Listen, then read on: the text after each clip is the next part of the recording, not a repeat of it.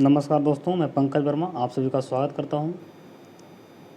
आज हम आप लोगों से बात करेंगे भारत के जो मध्यवर्ती उच्च भूमियां हैं, जैसे ये आप जो देख रहे हैं अरावली से लेकर के ये जो मेघालय के पठार तक, तो इस भूमि के बारे में बात करेंगे। इससे पहले हम पिछले वीडियो में भारत का जो उत्तर पर्वतीय क्षेत्र है, नहीं हिमालय का जो क्षेत्र है, इसके बारे में हम आपको बता चुके हैं विस्तृत रूप से। इसके अलावा जो मैदानी इलाका है, ये गंगा का मैदान वगैरह, इसके बारे में भी डिस्कस हम आपसे कर चुके हैं। और आज हम टॉपिक जो है इस पे बात करेंगे, जो मध्यवर्ती उच्च भूमियाँ हैं, इसमें मुख्यतः जो पठारी इलाका है उसके बारे में बात करेंगे। इसके बाद जो है हम जो भारत का जो दक्कन का क्षेत्र है, यानी इस टाइप इधर वाला क्षेत्र, दक्षिण भारत का जो क्षेत्र है, इधर का क्षेत्र, इसके बारे में फिर हम बात करेंगे। तो आज हमारा जो टॉपिक होगा वो भारत का जो है मध्यवर्ती उच्च भूमियाँ कौन कौन से उसके हिस्से में आते हैं, कौन कौन से उस क्षेत्र में आते हैं। तो इसे बेहतर तरीके से समझने के लिए सबसे पहले आप अपने पास एटलस ज़रूर रखिए। एटलस जैसे हम लोकेशन बताएंगे उस लोकेशन को ध्यान में रखिएगा। इसका देखिए, इसका डायरेक्ट बेनिफिट क्या है। पहले तो ये डायरेक्ट क्वेश्चन पूछ लिए जाते हैं, जैसे आपको पूछ लिया जाएगा कि अरावली का विस्तार कहाँ से कहाँ तक है ना, छोटा नागपुर का विस्तार कहाँ किन किन राज्यों में है, इस प्रकार से क्वेश्चन पूछ लिए जाते हैं। दूसरा, जब हम भारत का मानसून पढ़ेंगे तो उस समय ये समझ में आएगा कि कहाँ पे वर्षा क्यों ज़्यादा होती है, कहाँ पे क्यों वर्षा कम होती है। यानी वर्षा का जो प्रतिरूप होगा उसको समझने में आपको ये लोकेशन अगर आपको मालूम होगा कहाँ पे कौन सा पठार पड़ता है, कौन सा पहाड़ पड़ता है, ये चीज़ें जब आप जानेंगे तो आपको वर्षा का प्रतिरूप समझना आपके लिए थोड़ा आसान हो जाएगा। तो हम आइए बारी बारी से इन चीज़ों को बात करते हैं। तो आप उम्मीद करते हैं कि आप भी, आपके पास भी एटलस होगा और आप एटलस में लोकेशन को उस प्रकार से है ना चिन्हित कीजिएगा। तो इसमें सबसे पहला हम बात करेंगे, जैसे है कि अरावली। ये अरावली देख रहे हैं। अभी आप सिर्फ लोकेशन देखिए, इसके बाद हम बारी बारी से इसका विस्तृत रूप से भी चर्चा करेंगे, लेकिन अभी आपको सिर्फ इसका लोकेशन देखना है। ये अरावली रेंज हो गया। इसके अलावा ये आप मालवा का पठार देख रहे होंगे। अगर हम कहने का मतलब है कि पश्चिम से पूर्व की ओर बढ़ेंगे, पश्चिम से पूर्व की ओर बढ़ेंगे तो कौन कौन से पठार वगैरह मिलते हैं उस पर ध्यान दीजिए। मालवा का पठार है। मालवा के पठार के बाद जो है विंध्य श्रेणी मिलता है, विंध्य। इसके बाद यहाँ जो है बुंदेलखंड है, देखिएगा ध्यान से, ये बघेलखंड है। इसके अलावा ये जो छोटा नागपुर का पठार है, ये जो है छोटा नागपुर का पठार है। छोटा नागपुर के पठार के अंतर्गत जैसे हजारीबाग प्लेट्यू आता है, राजमहल हिल्स ना, रांची प्लेट्यू, रामगढ़ प्लेट्यू, ये सब चीज़ें जो है आपको हम विस्तृत रूप से बताएंगे। लेकिन अभी आपको सिर्फ एक लोकेशन ध्यान रखना है कि बघेलखंड कहाँ है, छोटा नागपुर कहाँ है। इसके अलावा फिर ये मेघालय का पठार है। तो मेनली आपको यहाँ पे 5-6 पर ज़्यादा ध्यान देना है। 1 2 3 4 5 6 7, यानी कहने का मतलब है कि अरावली फिर से एक बार रिवाइज करवा देते हैं। जब हम पश्चिम से पूर्व की ओर बढ़ेंगे, पश्चिम से पूर्व की ओर बढ़ेंगे तो अरावली, मालवा, विंध्य, बुंदेलखंड, बघेलखंड, छोटा नागपुर और ये मेघालय का पठार। तो आइए अब हम बारी बारी से इन चीज़ों का विस्तृत रूप से अध्ययन करते हैं। इसके बारे में और भी जो फैक्ट हैं उसको जानने का प्रयास करते हैं। पहला है अरावली श्रेणी। अरावली श्रेणी का अगर विस्तार की बात की जाए तो इसका विस्तार कहाँ से कहाँ तक है। तो इसका विस्तार जैसा कि आप मैप में देखते रहिएगा, आपके पास एटलस है, एटलस में आप देखते रहिएगा, हम एक बार हम उसका अध्ययन कर चुके हैं। तो इसका विस्तार कहाँ, पालनपुर यानी गुजरात से लेकर के राजस्थान, हरियाणा होते हुए दिल्ली तक इस तक का विस्तार है। यानी अरावली श्रेणी का अगर आपसे विस्तार की बात की जाए तो इसका विस्तार कहाँ कहाँ है, पालनपुर यानी गुजरात, राजस्थान, हरियाणा और दिल्ली तक। ये करीब 800 किलोमीटर तक इसका विस्तार पाया जाता है। इसके अगर सर्वोच्च शिखर की बात की जाए, अरावली श्रेणी की जो सर्वोच्च शिखर है उसका नाम है गुरु शिखर। उसका नाम है गुरु शिखर, जिसकी ऊंचाई 1722 मीटर है ना। इसके अलावा अगर हम बात करें कि ये किससे निर्मित है, किस प्रकार की, तो ये जो है इसमें जो क्वार्टजाइट, नाइस और सिस्ट जैसे सेलों से निर्मित एक जो श्रेणियां हैं इनसे निर्मित है। ये आपको पता होगा कि भारत के जो प्राचीन पहाड़ी है उसमें से इसका नाम आता है अरावली का, है ना। ये करीब 600 से 750 मिलियन वर्ष पूर्व का है अरावली श्रेणी। लेकिन अभी ये काफ़ी अपक्षयन इसका हुआ है। अपक्षयन होने के बाद उसका अपरदन हुआ है। अपरदन विखंडित विक्षेपित होकर के एक अवशिष्ट पर्वत का रूप का उदाहरण बन चुका है। यानी कहने का मतलब है कि इसका ऊपर का जो मोस्टली हिस्सा है वो क्या हुआ है, अपक्षयित और अपर्दित हो चुका है, जिसके कारण क्या हुआ है कि उसका ऊंचाई कमा है और एक अवशिष्ट पर्वत का उदाहरण बन गया है। इसके अलावा और इसमें अगर हम कुछ विशिष्ट पॉइंट की बात करें तो ये जो है एक जल विभाजक के रूप में कार्य करती है। अरावली जो है एक जल विभाजक के रूप में भी कार्य करती है। अब जैसे इसको देखिए फिगर से देख लीजिए यहाँ पे थोड़ा सा, अब इसको यहाँ समझ लीजिए, उसके बाद फिगर पे जाएंगे। एक तरफ जो अरावली के इस तरफ जो है ये इस तरफ अरब सागर है, और इस तरफ जो है अगर हम जाएंगे यानी पूर्व दिशा की ओर तो आगे बंगाल की खाड़ी मिलेगी। तो यानी कहने का मतलब आपको यहाँ पे ये ध्यान देना है कि जो इसके पश्चिम तरफ यानी अरावली के पश्चिम तरफ अगर कोई नदी है तो सबसे प्रमुख नदी कौन है, लूनी नदी है।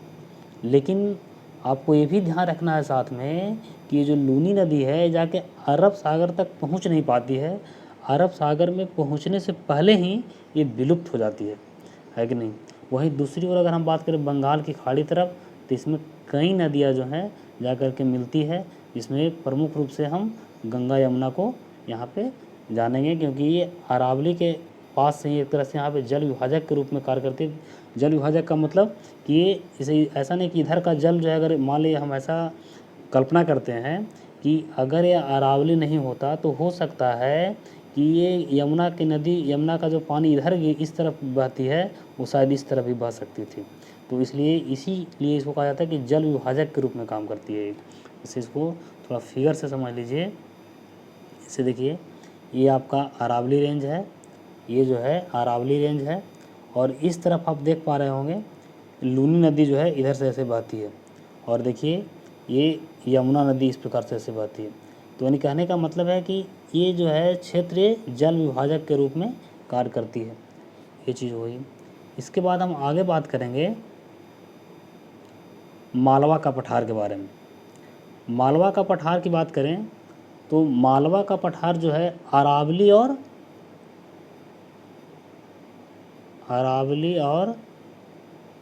ध्यान से देखिए, अरावली और विंध्य श्रेणी के मध्य स्थित है ना। आप चाहें तो अपना देखें अपना एटलस में, इसका जो स्थिति है क्या है, अरावली और विंध्यन श्रेणी के मध्य स्थित है। अगर हम उत्तर पश्चिम की बात करें, आप लोकेशन देखिए उत्तर पश्चिम, जैसे ये अगर आप ऐसे मान लें, ये अगर मालवा है तो उत्तर पश्चिम किधर होगा, इस तरफ। तो उत्तर पश्चिम की अगर हम बात करें तो उधर अरावली पड़ता है। उत्तर पूर्व की बात करें तो बुंदेलखंड पड़ता है, और दक्षिण तथा दक्षिण पूर्व में बात करें तो विंध्यन श्रेणी पड़ता है। यानी इसका अगर हम मैपिंग इस प्रकार से आप ध्यान में रखें उसको, है ना, तो बुंदेलखंड के अगर दक्षिण और दक्षिण पूर्व की बात की जाए तो विंध्यन श्रेणी पड़ता है। इसमें और कुछ प्रमुख बातें ये है कि यह पठार जो है यहाँ प्रवाहित होने वाली नदियों के द्वारा अत्यधिक अपर्दित हुई है। अब देखिए यहाँ पे जो है अपर्दित होने के कारण यहाँ पे बीहड़ खड्डों का निर्माण हुआ है, रैविन्स का निर्माण हुआ है, उसका प्रभाव काफ़ी ज़्यादा पाया जाता है। अब आपको समझ में आ रहा हो या समझ पा रहे होंगे या नहीं समझ पा रहे होंगे कि रैविन्स क्या होता है, यानी बीहड़ खड्ड क्या होते हैं। तो आप गूगल कीजिएगा रैविन्स इमेज, आपको इमेज कुछ मिल जाएंगे। इमेज में आप देखेंगे कि इस प्रकार से जो है पठार जो है अपर्दित हो करके, यानी इस प्रकार से आपको वहाँ संरचनाएँ मिलेगी। यानी कहने का मतलब है, तो ये जो चीज़ें हैं ना, यही है बीहड़ खड्ड। इस प्रकार से अगर आपको जैसे कोई पठार इस प्रकार से अपर्दित हो गया है ऊपर से, तो उसको हम क्या कहते हैं, बीहड़ खड्ड। तो आप रैविन्स गूगल कीजिएगा, रैविन्स इमेज, तो आपको एक बढ़िया फ़ोटो मिल जाएगा। आपको समझने के लिए बेहतर होगा वो, तो आप ऐसा ज़रूर कीजिए, है ना। इसका कहने का मतलब इसके बारे में और ये है कि भारत का ये सर्वाधिक अपर्दित क्षेत्र है, लेकिन मालवा का पठार जो है सब सर्वाधिक अपरदित क्षेत्र कहने का मतलब ये है कि इसका जो हिस्सा है यानी कि पठारी भाग है वो काफ़ी ज़्यादा मुलायम है। अब मुलायम है ऐसा भी नहीं कि आप गए और उंगली से ही हाथ से ही उसको कोड़ दीजिएगा, इसको तोड़ दीजिएगा, ऐसा भी नहीं है। लेकिन अन्य जो पठारी इलाका है भारत के उसमें सबसे ज़्यादा मुलायम है। सबसे ज़्यादा मुलायम होने के कारण उसका अपक्षयन और अपर्दन क्या हो रहा है, अधिक हो रहा है। तो ये चीज़ें आपको समझना है ना। और इसका दूसरा चीज़ ये है कि ये जो रेवेंस होते हैं ये चोर डाकुओं का एक तरह से अड्डा होता है। यानी उसको कहने का मतलब कि वहाँ उसको छिपना आसान होता है कि नहीं। जैसे चंबल घाटी का जो लुटेरा वगैरह है वो इन सब रेवेंस में भी जो है अपना शरण लेता है। हालांकि अब तो उसका प्रभाव काफ़ी कम गया है ना, तो एक अलग मुद्दा है। लेकिन आप ये चीज़ ध्यान रखिएगा कि रेवेंस होता क्या है ना। और ये जो है मालवा का पठार में जो है रेवेंस का प्रभाव पाया जाता है, ये चीज़ भी ध्यान रखिएगा। नेक्स्ट है बुंदेलखंड, बघेलखंड और विंध्यन। आप ये तीनों लोकेशन देखे होंगे किधर किधर है ना। तो वो लोकेशन को फिर से आप रिमाइंड कीजिएगा ना। तो यहाँ पे मालवा का जो पठार है उसके उत्तर पूर्वी भाग में क्या है, उत्तर पूर्वी भाग में बुंदेलखंड है। और अगर आप पूर्वी भाग में उसके जैसे उत्तर पूर्वी भाग में जो है बुंदेलखंड है, फिर क्या है, बघेलखंड है। इसके अलावा अगर हम बात करें इसमें भी इसके संदर्भ में तो बुंदेलखंड जो है चंबल, बुंदेलखंड जो पठार है ये भी जो है चंबल व इसकी सहायक नदियों के द्वारा अत्यधिक अपरदित हुआ है। अब जब अत्यधिक अपरदित होगा कोई पठार तो वहाँ क्या होगा, बीहड़ खड्डों का निर्माण होगा, यानी रेवेंस का निर्माण होगा। तो इस पठार पे भी रेवेंस का निर्माण पाया जाता है। और जब रेवेंस का निर्माण होगा तो उस क्षेत्र में क्या होता है कि कृषि की उर्वरता क्या हो जाती है, कम हो जाती है। जब कृषि की उर्वरता कम रहेगी तो कृषि पर क्या होगा, प्रतिकूल प्रभाव पड़ेगा, यानी नकारात्मक प्रभाव पड़ेगा। तो ये चीज़ें भी आप ध्यान रखिएगा। इसके अलावा हम और बात करें अगर विंध्यन के संदर्भ में तो मालवा पठार के दक्षिणी भाग से विंध्यन का विस्तार है।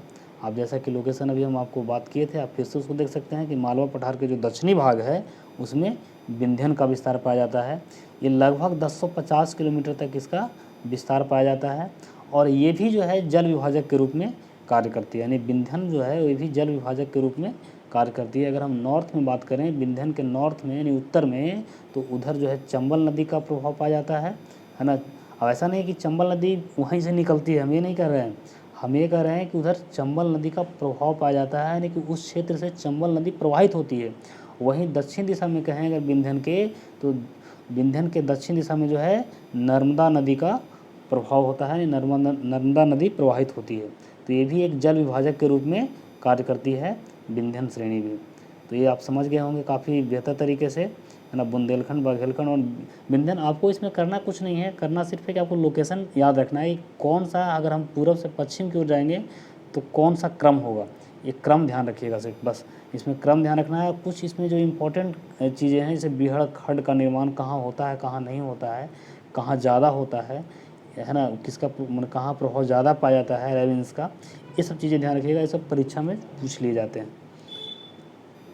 इसके अलावा अगर हम आगे बात करें छोटा नागपुर पठार के बारे में, तो छोटा नागपुर पठार के बारे में अगर हम बात करें तो सबसे पहले ये आप ध्यान रखिएगा, छोटा नागपुर का जो पठार है ये खनिज पदार्थों से समृद्ध है।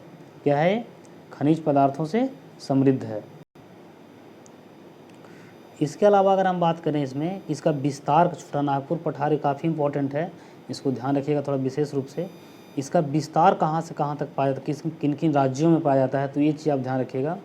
ये जो है बंगाल के पुरुलिया के अलावा बिहार, इसका मुख्य विस्तार जो है झारखंड में पाया जाता है, कुछ विस्तार बिहार में भी पाया जाता है। तो बिहार झारखंड के, जैसे बिहार में गया हो गया, हजारीबाग, पलामू, धनबाद, संथाल परगना, रांची जिलों में इसका विस्तार पाया जाता है ना। मेलनी विस्तार अगर पूछा जाए तो मेलनी विस्तार इसका झारखंड में पाया जाता है। इसके अलावा झारखंड के अलावा भी बिहार और बंगाल में छोटा नागपुर पठार का विस्तार पाया जाता है। ये बातें होगी।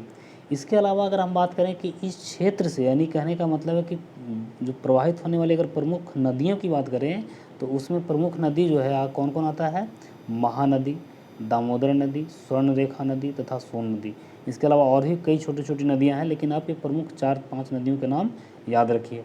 इसके अलावा अगर हम बात करें, आप राजमहल पहाड़ियाँ के बारे में सुने होंगे, तो राजमहल पहाड़ियाँ जो है इस पठार की उत्तर पूर्वी सीमा का निर्धारण करती है। यानी कि अगर हम आपसे एक क्वेश्चन पूछ लिया जाए कि छोटा नागपुर पठार के उत्तर पूर्वी सीमा में यानी उत्तर पूर्व में कौन सी पहाड़ियाँ हैं, तो उधर कौन सी पहाड़ियाँ हैं? राजमहल की पहाड़ियाँ। ये चीज़ ध्यान रखिएगा।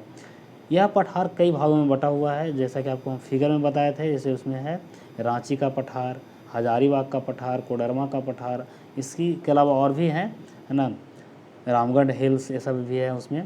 तो ये चीज़ भी आप ध्यान रखिएगा।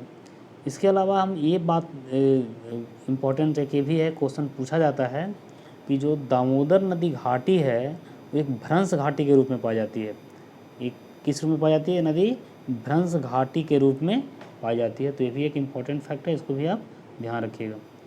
अब इसके अलावा अगर हम बात करें मेघालय के पठार के बारे में, तो मेघालय का पठार जो है या प्रायद्वीपीय पठार का उत्तर पूर्वी विस्तार, यानी कि ये जो मेघालय का पठार है भारत के उत्तर पूर्वी भागों में इसका विस्तार पाया जाता है। इसके पश्चिमी भाग की बात करें, मेघालय पठार का पश्चिमी भाग जो है तो वो कौन है? गारो की पहाड़ियाँ हैं। आप अभी जो है आप एटलस निकाल के बैठे होंगे, तो एटलस में देखिए गारो कहाँ है, गारो हिल्स लिखा हुआ होगा, है ना, वहाँ पे जाइए। तो वो कहाँ है? पश्चिमी भाग है। मेघालय हिल्स, मेघालय का पठार है, उसका पश्चिमी हिस्सा क्या है? गारो की पहाड़ियाँ हैं। पूर्वी सिरे पर अगर हम बात करें तो खासी, जयंतिया, मिकिर। देखिए काफ़ी इंपॉर्टेंट होने वाला है, आगे जब हम वर्षा का प्रतिरूप पढ़ाएंगे तो यहाँ पे इसका रोल काफ़ी ज़्यादा होता है। गारो, खासी और जयंतिया का, इसी कारण वहाँ पे वर्षा काफ़ी ज़्यादा होती है। तो ये हम एक अलग मुद्दा है, आगे हम बात करेंगे। तथा रेंगमा पहाड़ियाँ, ये जो चीज़ें हैं ये कहाँ पाई जाती है? मेघालय के पठार का हिस्सा है सब। इसके अलावा अगर हम इसमें एक इम्पॉर्टेंट फैक्ट ये बात करें कि शिलोंग शिखर जो है इस पठारी क्षेत्र का उच्चतम शिखर है, तो इसको भी आप ध्यान रखिएगा। शिलोंग शिखर जो है मेघालय के पठार का सबसे उच्चतम शिखर है। तो आज के लिए इतना ही इस वीडियो में। आगे हम अगले वीडियो में बात करेंगे दक्कन का पठार के बारे में, यानी कि जो दक्कन क्षेत्र है उसके बारे में बात करेंगे। तो उम्मीद करते हैं कि आप लोग काफ़ी बेहतर तरीके से इन चीज़ों को जानने का प्रयास किए होंगे और उसको सीखे होंगे, है ना। इसके अलावा और भी आपके पास जो ज्योग्राफी का बुक्स वगैरह है एनसीईआरटी का है, तो उसको आप उसका हेल्प ले सकते हैं, उसको आप अपने तरीके से पढ़िए, उसको आपके लिए ज़्यादा फ़ायदेमंद होगा। बस आज के लिए इतना ही।